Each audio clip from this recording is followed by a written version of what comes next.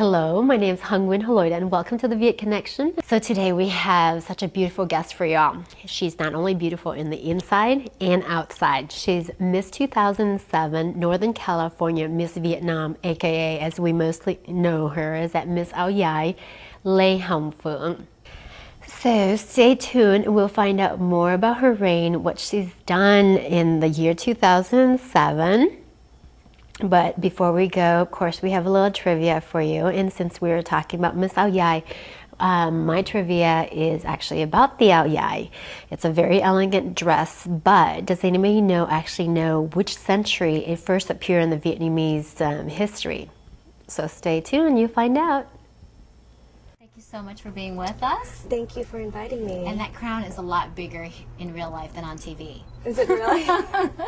So are you sad that your year's almost over? Not at all. Yeah, so you're going to hand it over, what, in 2000, or February? February 2nd, 2008. And when you hand that over, do you get to keep your crown? I do. And what about your little banner? I do too. So that's good. At least you have some memoir of your 2007. So how's it been so far? It's been an amazing experience. Yeah, what is it about this year that you're going to take with you for the rest of your life? I think it's just the whole year that has just been amazing.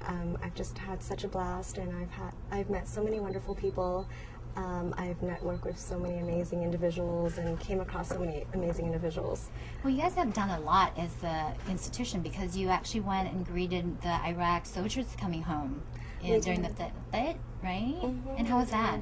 That was great. It was an amazing experience just to meet them and just to talk about the war and their experiences and them coming back. And we were honored to be there. Well, I'm sure they love having all these beautiful females there to dote over, right? I mean, not a bad sight coming home. So where's the most exotic place you've been? Most exotic, it's probably going back to Vietnam and visiting the homeland. And well, you were born here, right? Yes, I was born in the U.S. So when you came over there, it's just most memories from your parents telling you and stuff. Did it match what you saw in Vietnam? It was completely different. Really? How so? I think during their ages, they were probably talking about more of the war and whatnot. And when I went there, it was more of a cultural experience. I know. I went back there a few years ago, and everybody had cell phones. Like cell phones in third world countries, but it's great, you know. So the country's kind of merging, and it's changing all the time. So your reign's going to be over. What is it, that one thing that you want to do this year? One thing. Well, I think after winning the title, I think one of my goals was to reach out to all the age groups in the community.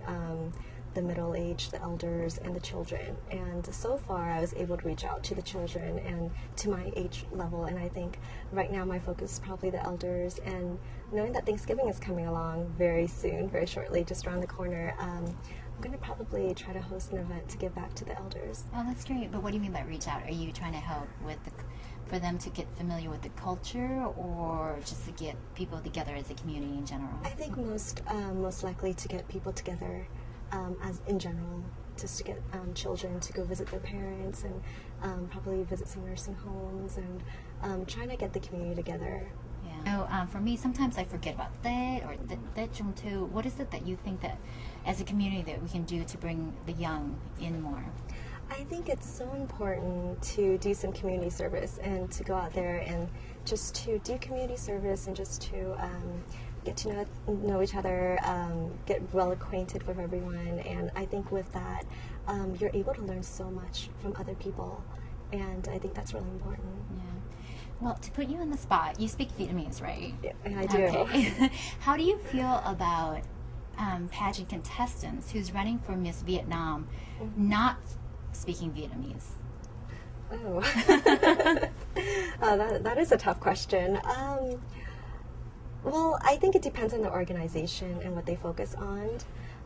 But I honestly believe that as a Vietnamese, I was born in America.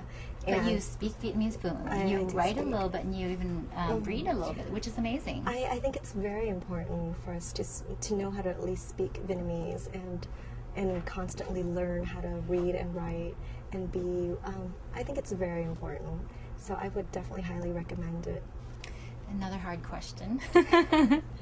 No, there's all these communities who put in Vietnamese pageants and call themselves Miss Ao Dai.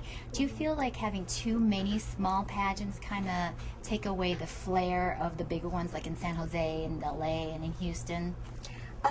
Probably, but I think they're there to promote the culture, and I don't see anything wrong with that. And as long as we're out there promoting our culture and promoting the Vietnamese culture, I think it's a wonderful thing. Yeah. And why not? Why not have many? Well, what do you feel about representing the Miss Ao Dai? I mean, it's such a beautiful dress. Why do you think that the Vietnamese culture chooses this as their symbol? I think culturally, this is our traditional uniform. This is what we wore when we were back in Vietnam, the áo dài. And so by having the áo dài portion in Hoa hậu áo dài or Miss Vietnam, I think it's a critical portion, and it's quite important. And I think we should never forget that, and we should always make that main priority. Well, during the pageant, is there any cattiness? Do you feel like, oh, I'm hotter than her, or oh no, she's hotter than me? Not at all. I met so many wonderful girls there. They're amazing individuals, and I had such a great experience. Yeah. So what is it, that one thing that you learned during this year that's going to take you with you forever? Just believe in yourself, self-confidence, just have a goal, set your goals, set your dreams, and follow it. And don't let anyone get in the way of that. Yeah. I think that's really important. And also learn to give your schedule away, because you said this year you're just doing community services left and right, and you didn't set your own schedule anymore. Yeah, it's been very hectic, but Yeah. I've enjoyed every moment of it. Well, that's great. Okay, wasn't it right? She was absolutely beautiful. I can tell you, when I was sitting there, I could barely look at her because her crown was so bright that it was just totally shining up. I mean, good thing she gets to keep it. I might have to call her and borrow that to parade around the house to make myself feel good from time to time, sitting next to her.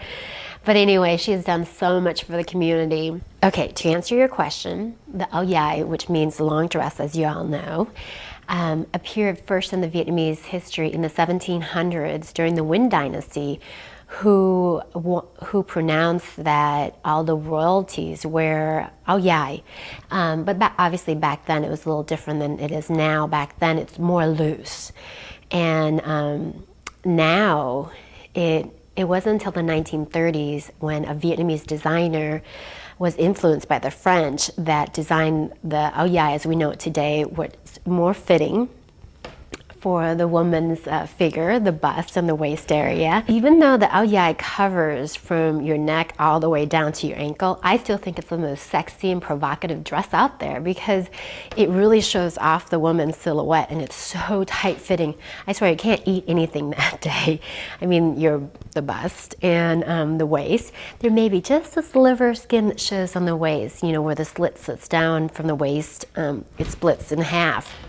And so the áo dài has gone through several modifications, but that's two things that remain the same is that it's long, and two, there's a slit on the side. The áo dài did have its history from the Chinese royalty garb. I mean, but like I said, it originally was very loose, and now it's very fitting to the woman's body. And not only that, it comes from all fabric material, from see-through to velvet, and all different just beautiful patterns, flowers, dragons, plain. I mean, if you go to Vietnam, you see so many females wearing it. Actually, males wear it too, but usually the female, an everyday thing, wait staff, hotel clerks, or even students wearing it.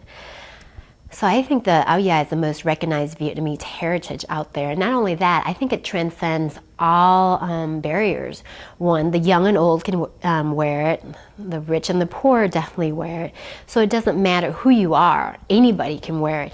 Actually, for my wedding, my bridesmaid, who is non-Vietnamese, wore the áo dài throughout. And it's even beautiful. It's absolutely beautiful on anybody.